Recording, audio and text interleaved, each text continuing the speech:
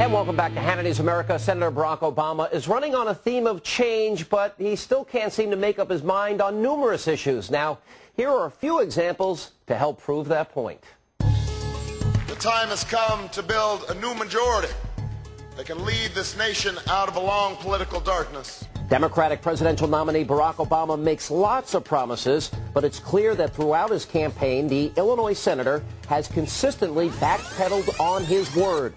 The growing list of Obama flip-flops goes all the way back to the beginning of his campaign. In October of last year, Obama created a firestorm when he said he stopped wearing the American flag pin on his lapel after 9/11 because in his mind, it was an empty substitute for patriotism. I won't wear that pin on my chest. Instead, I'm going to try to tell the American people what I believe will make this country great, and hopefully that will be a testimony to my patriotism. But then a few months later, somehow the flag pin was back on his lapel. But that was just the beginning when it came to campaign financing. The senator also could not keep his word. I would be very interested in pursuing public financing because I think not every candidate is going to be able to do what I've done in this campaign. But a statement posted on Obama's website a few months later said something completely different. We've made the decision not to participate in the public financing system for the general election. Probably the most glaring Obama flip-flop was over his association with the Reverend Jeremiah Wright, the senator's pastor of over 20 years. When Wright's explosive remarks first came to light, the senator refused to denounce him. As imperfect as he may be, he has been like family to me. I can no more disown him than I can disown the black community. I can no more disown him than I can disown my white grandmother. But a few choice sound bites and 2 press conferences later, Obama did a complete 180. Michelle and I told Reverend Otis Moss that we were withdrawing as members of Trinity. But hold on, we're just getting warmed up. Some of the Illinois senator's biggest blunders have been about policy issues. Obama began his campaign by promising to immediately begin withdrawing troops out of Iraq if he were ever elected president. I will bring this war to an end in 2009. I opposed this war in 2002. That's why I will bring this war to an end in 2009. But it seems that just a few months later, Obama was telling a very different story. I've always said that the pace of withdrawal would be dictated by the safety and security of our troops and the need to maintain stability. And there's more. Since the beginning of his political career, Obama has been a staunch supporter of gun restrictions. But after the Supreme Court struck down the Washington, D.C. handgun ban, Obama suddenly changed his position. I have said consistently that I believe the Second Amendment is an individual right, and that was the essential decision that the Supreme Court came down on.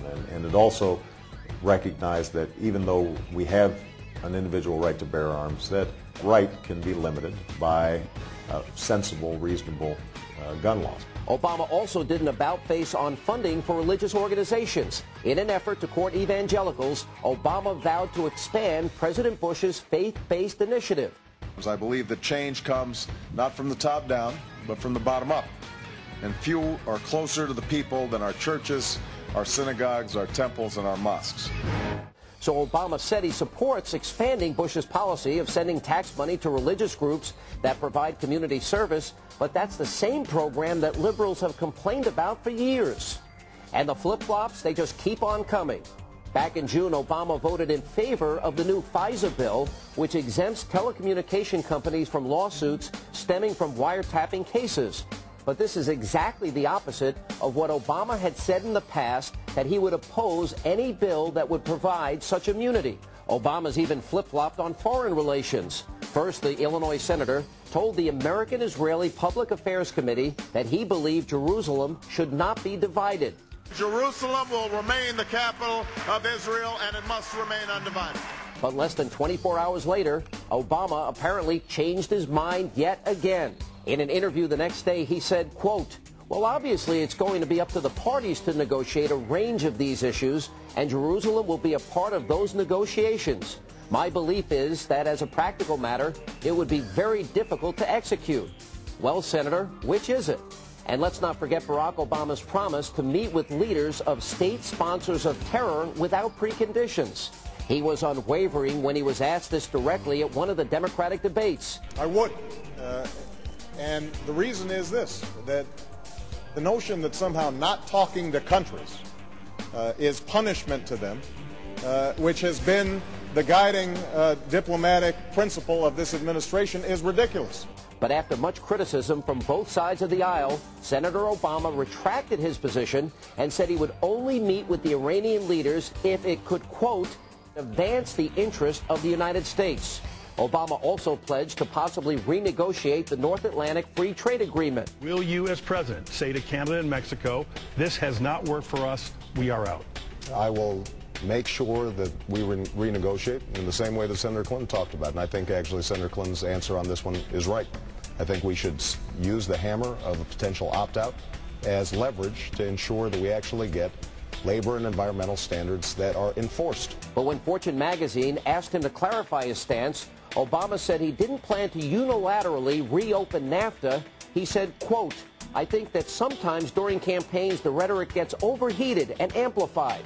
Politicians are always guilty of that, and I don't exempt myself. It seems the senator will undermine his own campaign promises anytime he thinks that it will keep him from winning the election. But of course, he has an answer for that. This whole notion that I am, shifting to the center, or that I'm flip-flopping, or this or that, the other. The people who say this apparently haven't been listening to me. So Barack Obama is running on the theme of change. He wants to change government, change foreign relations, change the economy. But it looks like the only thing the senator is really ever going to change is his mind.